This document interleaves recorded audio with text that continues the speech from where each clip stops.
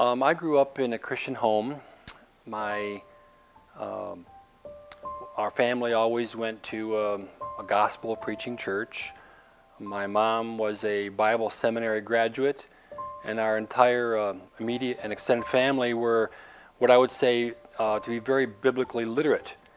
But under the surface, all was not well. In my childhood, I felt uncertain as to where I fit in.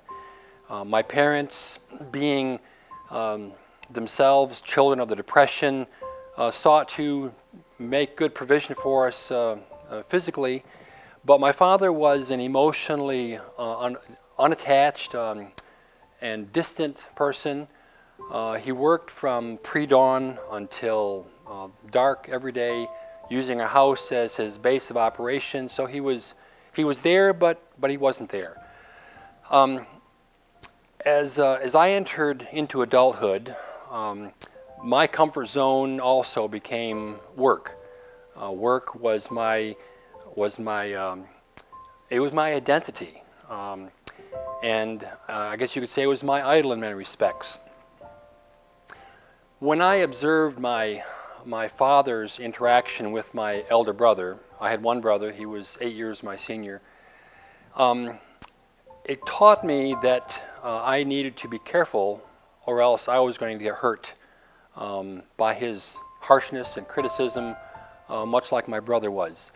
So, coming from a rural and religious background, I was largely sheltered from blatant sexual brokenness. But the chasm between my personal thought life and my church life was deep and wide. I grew up, went to Bible school, finished Bible school, met my wife at Bible school and got married. And my vow to my wife was to honor and cherish her. But I really didn't know how. I was not equipped to do what I had vowed to do. So we stayed together, but we drifted apart. Our mutual faith commitment was strong enough so that it kept pulling us back together in the aftermath of conflicts, some of which were pretty serious.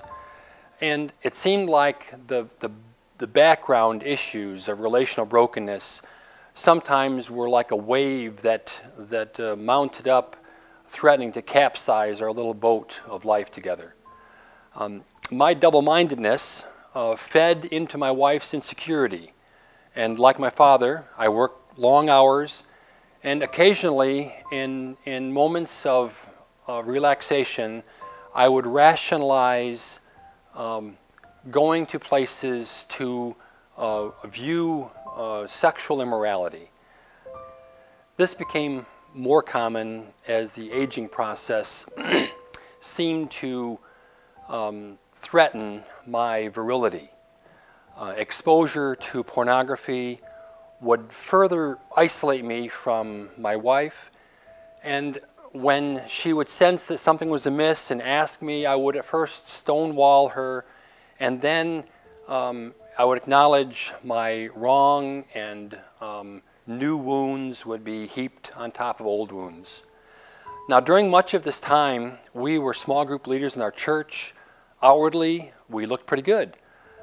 Growing up in the church, I had learned that you can present an image that looks fine, even though there's unconfessed private sin that is eating away like a cancer from the inside. Living Waters has had a big effect on me in terms of practical Christianity.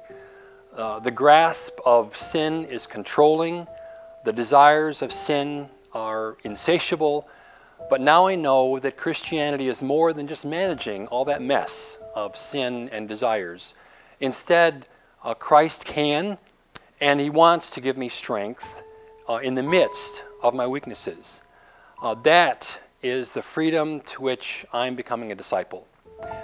It would not be an exaggeration for me to say that Living Waters saved our marriage.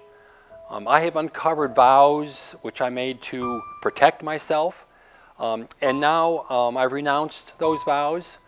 Increasingly, I've experienced Christ's healing for the wounds that were prompted those vows to be made in the first place. I now look at openness and candid confession of sin as my friends. I am less and less constrained by the felt need to manage other people's impressions of me. And I know that it is now okay to acknowledge my weaknesses. As a matter of fact, weakness no longer has the power to control me through shame.